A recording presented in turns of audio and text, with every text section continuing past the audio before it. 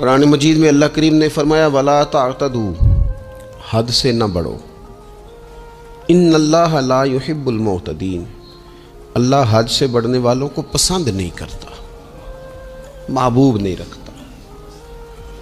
اللہ تبارک و تعالی ان لوگوں کو پسند نہیں فرماتا جو اعتدال کا رستہ چھوڑ جاتے ہیں۔ بعض لوگوں کی یہ طبیعت ہوتی ہے کہ وہ اپنی مزاج کے لحاظ سے ہی کبھی اس پرڑے میں جھک جاتے ہیں، کبھی اس پرڑے میں جھک جاتے ہیں۔ کسی سے دوستی ہوئی تو پھر اس قدر زیادہ ہوئی کہ غلو کا شکار ہو گئے، جان بھی حاضر، مال بھی حاضر، سارا کچھ ہی تو ہے، گھر کی باتیں بھی بتا لی، باہر کی بھی بتا لی، کاروبار کی بھی بتا لی، سب اسی کے نام کر دیا۔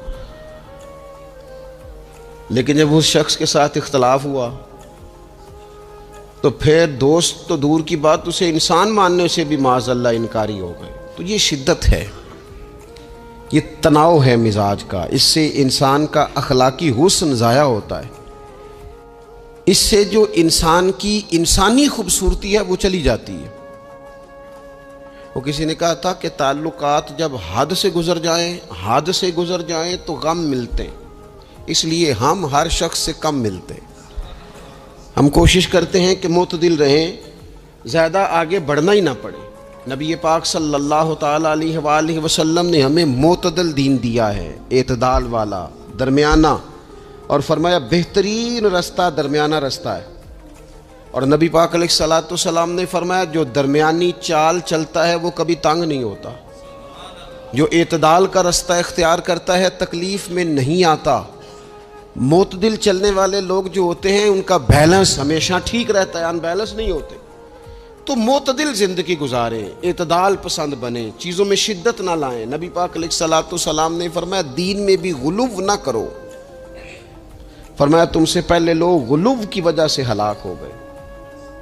کچھ لوگ غلو کرتے، چھوڑ دیا جی میں نے سارا کچھ، میرا کوئی تعلق نہیں جی، میں نے نہیں بیاہ کرانا، میرا شادی سے کیا لینا دینا، میں نے گھر چھوڑ دیا جی، اب میں نے بدتسبیاں ڈال لی ہیں گلے میں جی، میں اب بس مسجد میں ہی ہوں جی، میں فلانی جگہ۔ دین تو اس کو پسند ہی نہیں کرتا، یہ تو حقوق سے بھاگنے والی بات ہے، شریعت تو اس کو سپورٹ ہی نہیں کرتی۔ اور میں نہ جناب چھوڑ دیا جی میں کچھ نہیں کھاتا جی، بس میں تو روزہ رکھتا ہوں ہر روز، ساری رات اللہ اللہ کرتا ہوں، اس کو پسند نہیں کرتا دین اسلام۔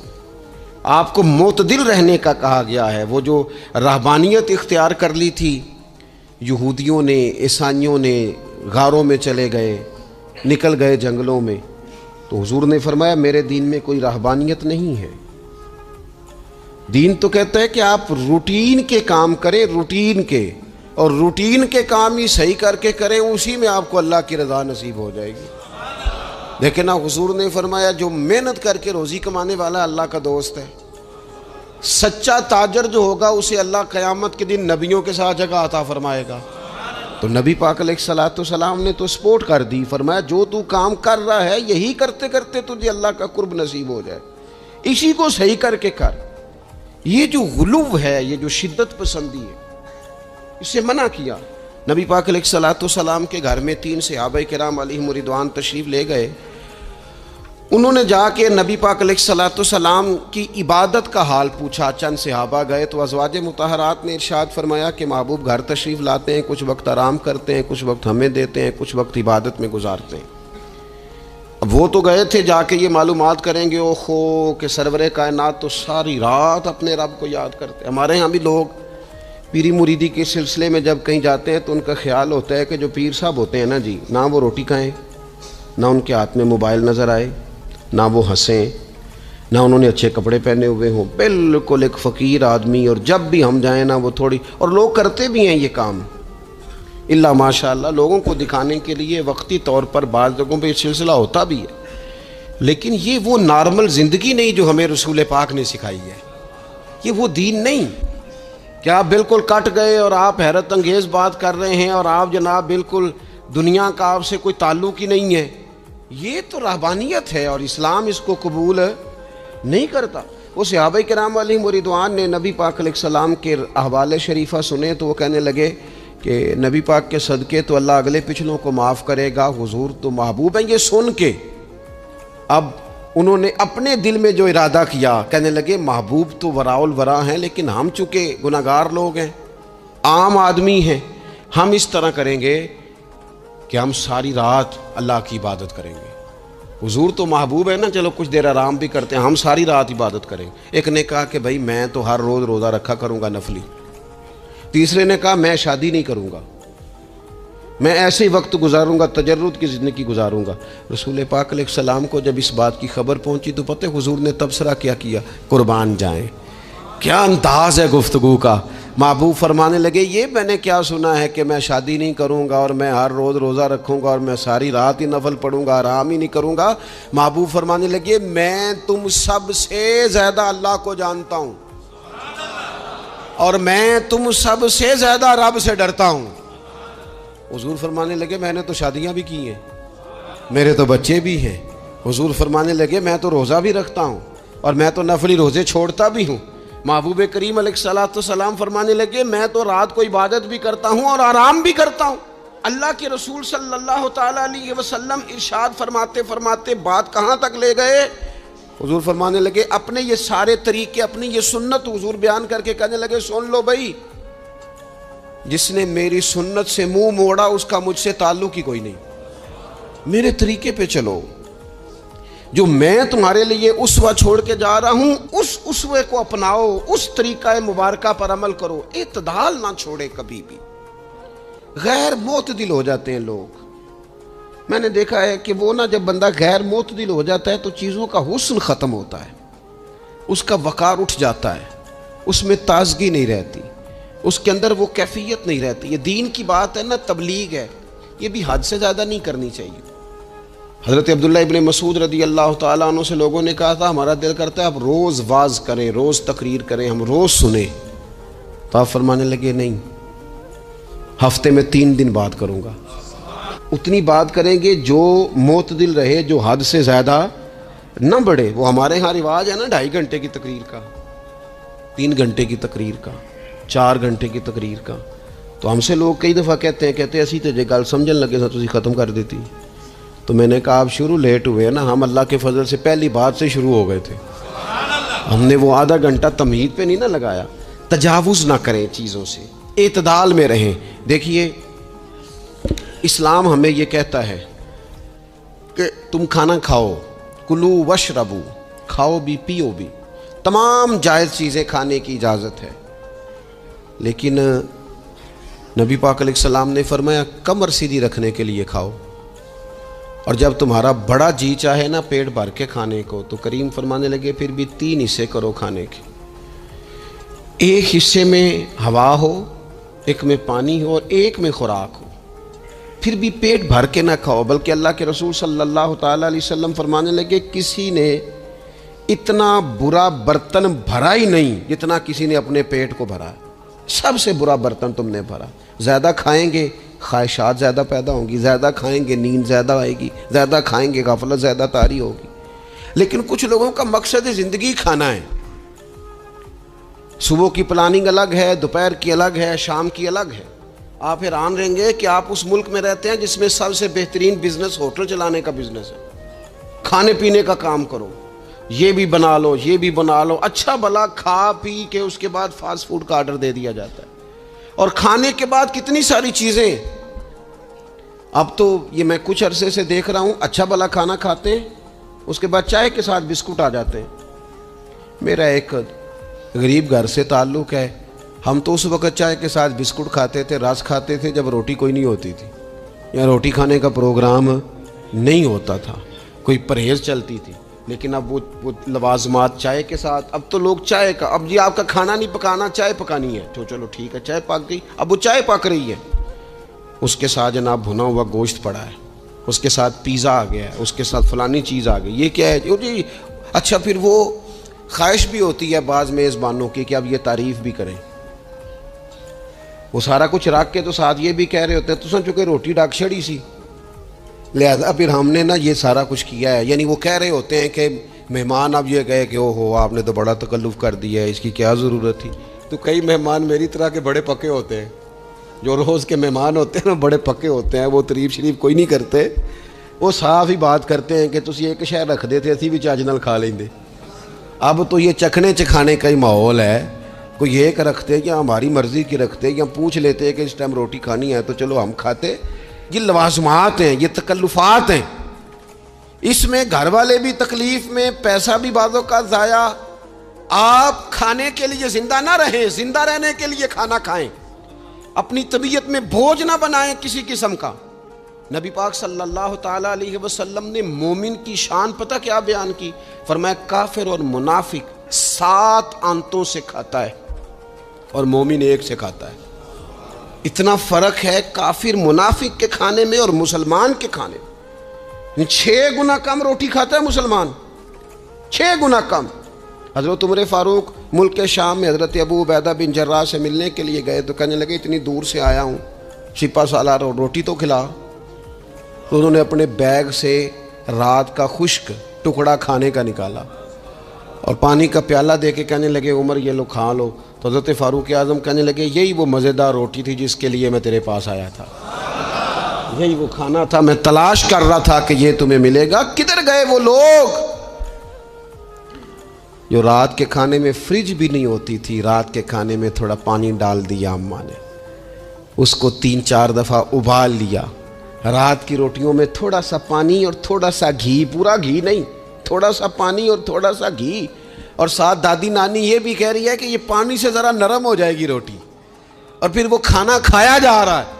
اس کے اندر نہ تو ڈاکٹر آپ کو یہ کہہ رہا ہے کہ یہ نقصان کا باعث ہے، نہ معدے پہ بوجھ بن رہا ہے، نہ اس کے لیے پھر بھائیوں کو جا کے پردیس کاٹنا پڑ رہا ہے، نہ باپ کو کئی قسم کی نوکریاں کرنی پڑ رہی ہیں. اعتدال میں گھر کے اندر ہی سارا کچھ مینج ہے. یہ وہ حسن ہے جو اسلام کہتا ہے تم غیر معتدل ہو گئے، تم حد سے بڑھ گئے، تم نے زندگی ساری کھانے پینے پہ لگا دی. اور بھائی من چاہی نعمتیں تو جنت میں ملیں گی. ہم نے تو مزے کے کھانے وہاں جا کے کھانے، وہاں ملے گا پھل اور وہاں ملے گی نعمتیں جو بار بار ملیں گی. چہرے ایک جیسے ہوں گے پر ذائقہ بڑا منفرد سے منفرد نظر آئے گا. تو وہ جو پردہ غیب میں چیزیں تھیں وہ ساری چیزیں لوگ کہتے ہیں آج ہی ہم ساری غیر معتدل نہ بنے، تھوڑی سادگی لائیں، تھوڑا درمیانہ راہ. اسلام اس کو پسند کرتا ہے. نبی پاک علیہ السلام کی بارگاہ میں ایک مہمان آیا، ابھی وہ مسلمان نہیں تھا، تو محبوب نے فرمایا ایک بکری کا دودھ دھو کے اسے پلا دو. ایک بکری کا دودھ دھویا گیا، پلایا گیا، پھر دوسری کا دودھ دھویا گیا، پلایا گیا، پھر تیسری کا، وہ 7 بکریوں کا دودھ پی گیا. صبح اللہ نے توفیق دی اور وہ کلمہ پڑھ گیا. اب نبی پاک علیہ السلام نے فرمایا اسے بکری کا دودھ دھو کے پلاؤ. ایک بکری کا دودھ پیا، دوسری کا پی نہ سکا، رات 7 کا پی گیا تھا. تو میرے کریم فرمانے لگے یہ مومن اور کافر کا فرق ہے. جب تک یہ حالت کفر میں تھا 7 بکریوں کا دودھ پی گیا، اب یہ مومن ہوا ہے تو اللہ تبارک و تعالیٰ نے ایک دودھ کے ساتھ اسے سیر فرما دیا ہے. اس کی تشنگی اور بھوک اللہ نے مٹا دی کھانے پینے کے لیے. اور اس کا ذہن بھی نہ بنائیں. میں جانتا ہوں جن گھروں میں بچے اس مزاج کے ہو جاتے ہیں، اس طبیعت کے ہو جاتے ہیں کہ آج یہ کھانا ہے، کل وہ کھانا ہے، پرسوں وہ کھانا ہے، وہ پھر کھانے پینے میں سارا وقت گزرتا ہے. پھر وہاں دیکھا ہے کہ اماں بیچاری باورچی خانے میں ہی رہتی ہے، پھر وہاں صرف ایک ہی سلسلہ ہے کہ کھاؤ کتنا کو کھا سکتے ہو. تو معتدل رہیں. تیسری بات یہ کہ رزق کمانے کے مسئلے میں بھی معتدل رہیں. کاروبار کریں، محنت کریں، منصوبہ بندی کریں، کوشش کریں، لیکن پیسے کمانے کے مسئلے میں ڈپریشن کا شکار نہ ہو. یعنی اس کو نہ جینے مرنے کا مسئلہ نہ بنائیں کہ اگر ایک مہینہ کاروبار صحیح چمکا ہے تو صحت بھی ٹھیک رہی ہے، اور اگلے مہینے اگر تھوڑے حالات خراب ہوئے ہیں تو بلڈ پریشر بھی کافی اوپر نیچے ہو گیا ہے. اس کو نفسیاتی مسئلہ نہ بنائیں. پہلے بھی کئی دفعہ کہہ چکا ہوں، پھر کہتا ہوں، 2-4-5 دوستوں سے پیار ہے تو 2-4 دفعہ انہی دنوں میں نا، سال کے بعد آ کے مجھے کچھ دن آتے ہیں نا کاروبار، انہی دنوں میں آ کے انہوں نے مجھ سے کہا، دور سے آئے، کہا جناب ہم کاروباری بندے، حالات ٹھیک نہیں، کوئی دعا بتائیں. تو میں نے کہا جن دنوں ٹھیک ہوتے ہیں ان دنوں کیوں نہیں آتے؟ کیا آج کل حالات بڑے اچھے ہیں، کوئی شکر کا طریقہ بتائیں، کیوں نہیں آتے؟ کیا فلسفہ ہم نے اختیار کر لیا ہے؟ رزق کا وعدہ اللہ کا ہے، اس کو کمانے میں اور پیسے کمانے میں محنت کرنے کا حکم دیا گیا ہے. نبی پاک علیہ الصلوۃ والسلام نے فرمایا جد و جہد کرو، نکلو.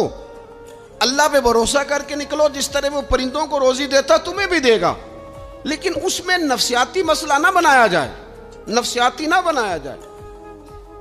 حضور علیہ الصلوۃ والسلام نے نا ایک جملے کے اندر اس مضمون کو اتنے حسین انداز میں سمیٹا ہے نا کہ مسلمان، یہ ابن ماجہ میں موجود ہے، مسلمان اگر ان دو جملوں کو کبھی سمجھ جائے نا تو سکون آ جائے زندگی میں، اطمینان نصیب ہو جائے، تیقن کی دولت ملے۔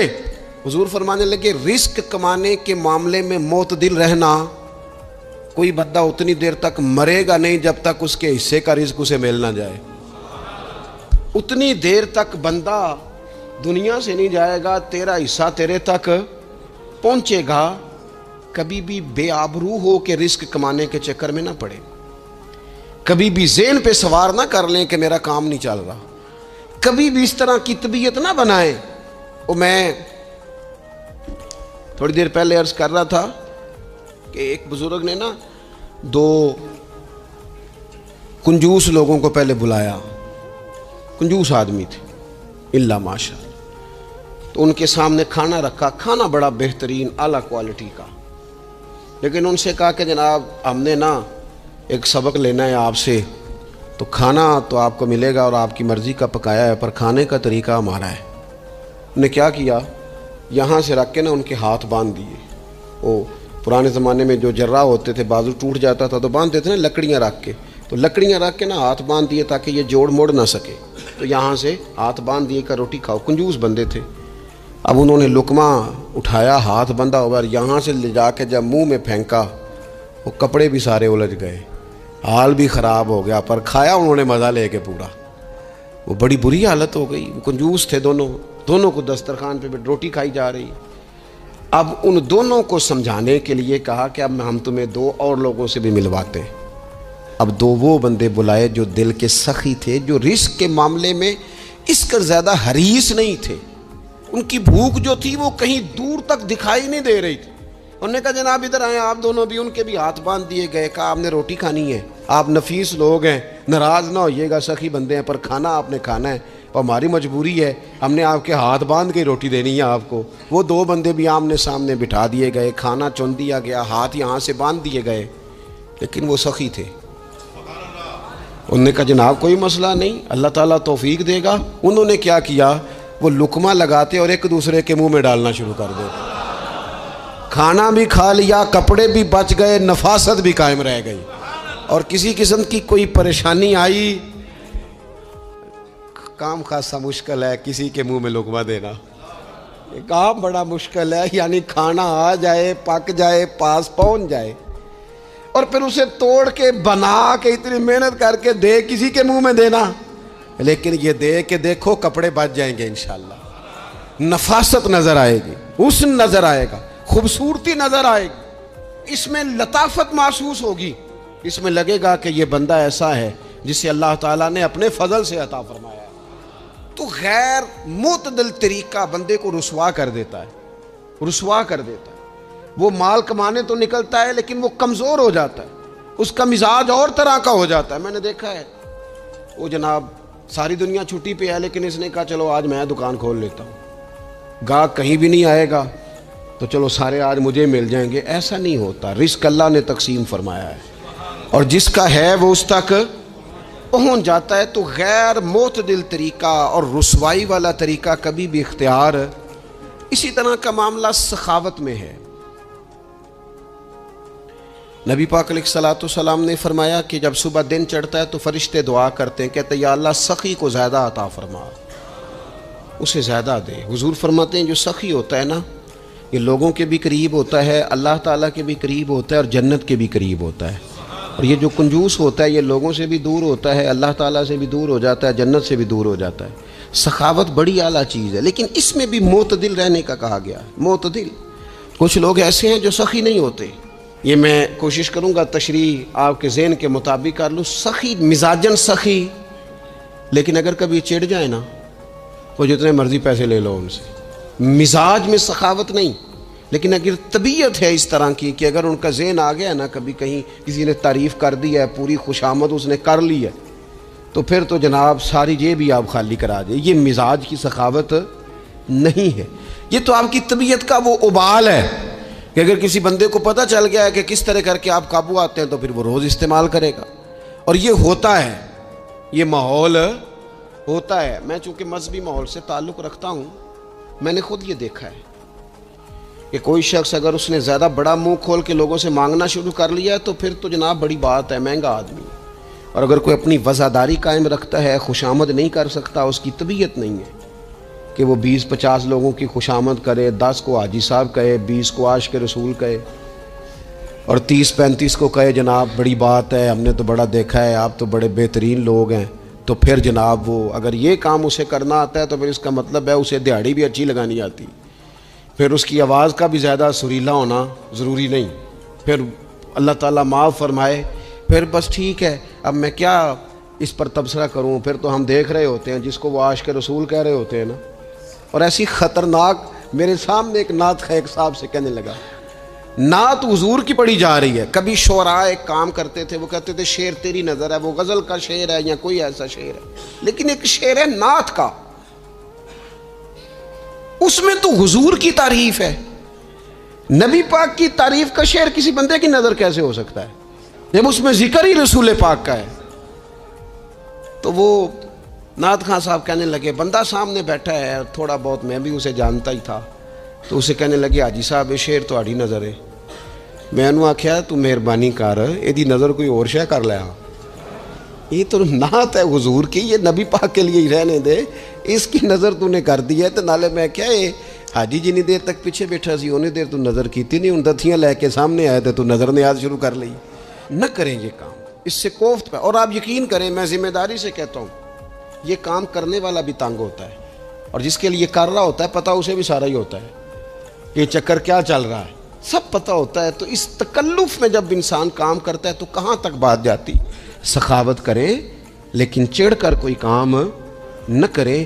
نبی پاک علیہ الصلوۃ والسلام نے فرمایا، حضور فرمانے لگے اس طرح خیرات نہ کرنا کہ تمہارے اپنے بچے بعد میں لوگوں کے سامنے ہاتھ پھیلاتے پھریں. حضرت سعد بن ابی وقاص رضی اللہ تعالیٰ عنہ نے عرض کیا تھا، یا رسول اللہ صلی اللہ تعالیٰ علیہ وسلم، میں سارا مال اللہ کی راہ میں خیرات کرنا چاہتا ہوں، میری ایک ہی بیٹی ہے، میں چاہتا ہوں سارا اللہ کے راستے میں دے دوں. تو حضور فرمانے لگے، نہیں بھائی تو چوتھا حصہ دے، 3 حصے اپنی بچی کے لیے، بیویوں کے لیے، باقیوں کے لیے رکھ لے، لیکن تو یہ کام نہ کر. تو میرے عزیز زندگی میں خرچ کرنے میں بھی اعتدال کا مظاہرہ کریں. مجھے پتہ ہے اچھی طرح کہ ہمارے ہاں ایک مزاج بن جاتا ہے، طبیعت بن جاتی ہے کہ اگر کسی شخص کو آپ تھوڑی سی مدد کرتے ہیں تو وہ سمجھتا ہے کہ اگر اس نے مجھے 20,000 دیا ہے تو یقیناً اس کے گھر میں 50 لاکھ پڑا ہے، اور پھر اگلے ہفتے دوبارہ آتا ہے، ایک نئی مجبوری کا بھی اظہار کرتا ہے. یہ ساری چیزیں ہوتی ہیں، ان چیزوں کے بیچ ہی آپ کو نیکی کرنی ہے، لیکن افراط و تفریط سے بچنا ہے. اسی طرح کا معاملہ اپنی زندگی کے دیگر معاملات میں کریں. نبی پاک علیہ الصلوۃ والسلام نے نا سادگی کو پسند کیا ہے. حضور سادگی کو پسند کرتے، کھانے کے معاملے میں بھی اور کپڑوں کے معاملے میں بھی، لیکن اچھا لباس پہننے کی اجازت دیتے. حضور علیہ الصلوۃ والسلام نے ایک موقع پر ارشاد فرمایا کہ اگر کسی بندے کے پاس گنجائش ہے تو اسے اجازت ہے کہ 2 جوڑے کپڑوں کے کام کاج کے لیے رکھ لے، 2 جوڑے جمعے کے لیے رکھ لے. اور نبی پاک صلی اللہ تعالیٰ علیہ وسلم نے ایک شخص کو دیکھا جو مالدار تھا، لیکن اس کے کپڑے پھٹے پرانے تھے، لباس پرا گندا تھا، بال بکھرے ہوئے تھے. تو اللہ کے محبوب علیہ السلام نے فرمایا تیرے اوپر اللہ کا فضل ہے، اور رب جب فضل کرے تو پھر اللہ فضل دیکھنا پسند بھی فرماتا ہے. فرمایا تو اچھا لباس پہن، حرج کوئی نہیں. لیکن اپنا رسول پاک علیہ السلام کا طریقہ مبارکہ یہی تھا کہ سیدہ عائشہ صدیقہ فرماتی ہیں کہ یہ وہ لنگی مبارک ہے اور یہ وہ پیوند والا کرتا مبارک ہے، اسی میں محبوب نے اپنی جان اپنے رب کریم کی بارگاہ میں پیش کر دی. اور فرماتی ہیں کتنے کتنے دن گزرے کہ رسول پاک علیہ الصلوۃ والسلام نے کھانا تناول نہیں فرمایا، کتنے کتنے دن گزرے. میں اس ساری بات کو اگر سمیٹوں نا تو میں یہ نوجوان اگر میری بات پر غور کریں تو اسلام کہتا ہے حضور خود کنگھی بھی فرماتے تھے، تیل بھی لگاتے تھے، امامہ بھی باندھتے تھے، سرما بھی پہنتے تھے، سادہ لباس پہنتے تھے لیکن صاف ستھرا. اسلام آرائش کی اجازت دیتا ہے، زینت کی اجازت دیتا ہے، آپ کنگا کریں، تیل لگائیں، خوشبو لگائیں، سرما لگائیں، صاف لباس پہنے، کپڑے دھلے ہوئے پہنے. حضور نے حکمن کہا، تاکیدن کہا کہ جمعے والے دن نہا کے مسجد میں آیا کرو. اسلام آرائش کی اجازت دیتا ہے، بس نمائش سے منع کرتا ہے. دکھاوا نہ کرو، نمائش نہ کرو. یہ نہ کہو کہ میں نے اتنے لاکھ کا پہننا ہے، ذرا لاکھ پتہ جائے لوگوں کو. یہ نہ مزاج بناؤ کہ اوہو یہ تو میں نے جناب پچھلے ہفتے بھی پہنا تھا، یہ تو میں نے منگنی والے دن بھی پہنا تھا، نکاح والے. یہ نمائش ہے. نمائش سے اسلام منع کرتا ہے. اللہ کے پیارے رسول صلی اللہ تعالی علیہ وسلم نے فرمایا، جس نے دنیا میں شہرت کا لباس پہنا، اس طرح کا لباس پہننا چاہا، اس طرح کے کپڑے زیب تن کرنا چاہے جس سے محسوس ہو کہ میں ایک بڑا آدمی ہوں، میں مالدار آدمی. جس نے دنیا کے اندر شہرت کا لباس پہنا، اللہ قیامت کے دن اسے ذلت کا لباس پہنائے گا. یہ معتدل کیوں نہیں رہا؟ اس نے کیوں حد سے تجاوز کیا؟ اس کو اس طرح نہیں کرنا چاہیے تھا.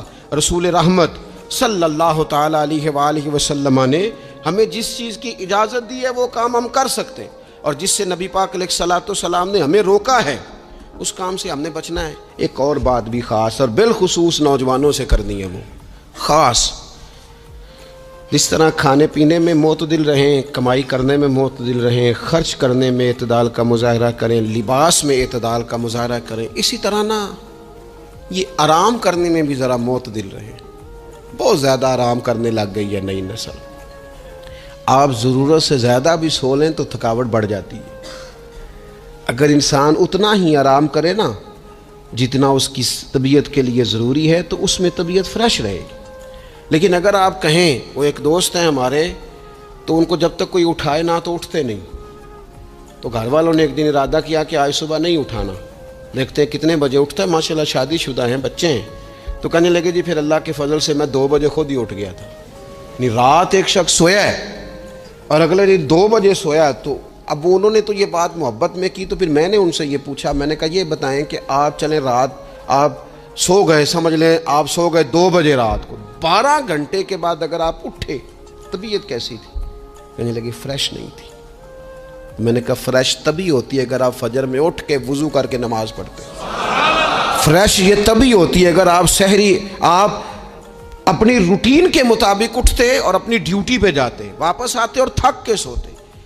بہت زیادہ آرام پسندی. اور جب سے یہ ساتھ موبائل اٹیچ ہوا ہے، ایک کونا مل جائے، ایک تکیہ مل جائے اور موبائل کی بیٹری موجود ہو اور سروسز اس کی ساری ٹھیک ہوں، پھر ہمیں آواز کوئی نہ دے. اس سے کیا ہوتا ہے؟ وجود بالکل سست ہو جاتا ہے. آپ کو اللہ تعالیٰ نے جو قدرتی صلاحیتیں دی ہیں، آپ جو کچھ کر سکتے ہیں اپنے گھر کے لیے، وطن کے لیے، ماں باپ، وہ آپ نہیں کر پائیں گے. زنگ آلود ہو جائے گا وجود. ہر وقت کی تھکاوٹ، ہر وقت کا مزاج کے اندر سستی کا جانا. اعتدال سے نہ نکلیں. نیند 7-8 گھنٹے بہت کافی ہے. اور وہ بھی میں آپ کو ایک ذاتی بات بتاتا ہوں، اگر اللہ چاہے نا بندے کی نیند پوری ہو تو کئی دفعہ صرف 20 منٹ آنکھ لگ جائے تو بندہ فریش ہو جاتا ہے. اور اگر منظور نہ ہو مالک کریم کو تو پھر ٹھیک ہے، لوگ لیٹے ہوئے. اللہ کے پیارے رسول صلی اللہ تعالیٰ علیہ وسلم نا بہت زیادہ آرام طلبی کو پسند نہیں کرتے. مسلسل جد و جہد. گھر آئے، کچھ دیر آرام کیا، نماز شروع کر لی. حضور تہجد میں اٹھ گئے، پھر حضور فجر میں اٹھ گئے. دوپہر میں تھوڑا سا آرام فرماتے تاکہ رات کو بیدار رہنا آسان ہو، لیکن بہت آرام پسندی. ہمارے حضرت صاحب فرمایا کرتے تھے زمین کے اوپر کام، نیچے جا کے آرام. وہ کسی نے کہا تھا جاگنا ہے جاگ لے افلاک کے سائے تلے، پھر تو حشر تک سوتا رہے گا خاک کے سائے تلے. سونا ہی ہے نا، مرنے سے لے کر قیامت تک سونا ہے نا. تو اب تو جاگنے کا وقت ہے. نبی پاک صلی اللہ تعالیٰ علیہ وسلم نے حضرت معاذ ابن جبل رضی اللہ تعالیٰ عنہ کو یمن کا گورنر بنا کے بھیجا تو نصیحت فرمائی تھی. حضور علیہ الصلوۃ والسلام نے فرمایا تھا تمہیں گورنر بنا کے بھیج رہا ہوں، عیش کوشی سے بچنا. حضور فرمانے لگے اللہ کے بندے آرام طلب نہیں ہوتے، رب کے بندے تو محنت کرنے والے ہوتے ہیں، جد و جہد. وہاں جا کے عیش کوشی سے بچنا، یہ مسند امام احمد بن حنبل میں موجود ہے. یہ جو آرام ہے نا، ہمیں بلائے کوئی نہ، آواز کوئی نہ دے، مرضی سے اب تو چھٹی ہے جی، اب تو میں نے سویرے اٹھنا ہی نہیں. او بھائی ڈھیر سارے کام ہیں جو چھٹی والے دن کرنے کے. ढेर सारी जिम्मेदारियां हैं जो छुट्टी वाले दिन पूरी करने की। अपनी ज़िंदगी से, अपने वजूद से कुछ नफ़ा लें, ऐसा ना हो कि ये बेकार हो जाए। लेकिन अगर ज़िंदगी सिर्फ़ और सिर्फ खाने पीने में, लिबास पहनने में और बातें करने में लग जाए तो फिर तो आप बेकार हो जाएंगे। फिर तो महसूस होगा कि जैसे इंसान ना ख्वाबों की दुनिया में ज़िंदा है, बातों के साथ अपने दिल को मुतमईन करता है। उसने अच्छा लिबास पहन लिया है, बस आईने में अपने आप को देख के खुश होता रहता है, तरह तरह के खाने मंगाता रहता है, बस ज़ुबान के जायके पूरा करता रहता है। इमाम तबरानी हदीस लाए हैं, रसूल पाक सल्लल्लाहु ताला अलैहि वसल्लम ने फरमाया, मेरी उम्मत में ऐसे लोग आएंगे जो रंग बरंगे खाने खाएंगे, अनवाओ अक़साम के मशरूबात इस्तेमाल करेंगे, तरह तरह की ज़ेबो ज़ीनत करेंगे और मुंह फाड़ फाड़ के बातें करेंगे, मुंह खोल खोल के गुफ्तगू करेंगे। हुजूर ने पता क्या फरमाया? फरमाया ये मेरी उम्मत के बदतरीन लोग हैं। ये बदतरीन लोग हैं जिनका मकसूद ही सिर्फ लिबास पहनना है, मकसूद ही सिर्फ खाने खाना है, मकसूद ही मुंह खोल खोल के बातें करनी है। इन लज़्ज़ात में जो लोग पूरी तरह उलझ गए, कोई खैर का काम ही ना कर सके, कोई मकसद ज़िंदगी की तरफ ही ना बढ़ सके, ये बदतरीन लोग हैं। अज़ीज़ दोस्तों, इन तीन चीज़ों में ढेर सारे लोग, अल्लाह ताला माफ़ करे, इल्ला माशाअल्लाह, अल्लाह सबको महफूज रखे, अपनी ज़िंदगी को ज़ाया करते दिखाई देते हैं। या तो खाने पीने का शौक़ है, या लिबास की ज़ीबो ज़ीनत की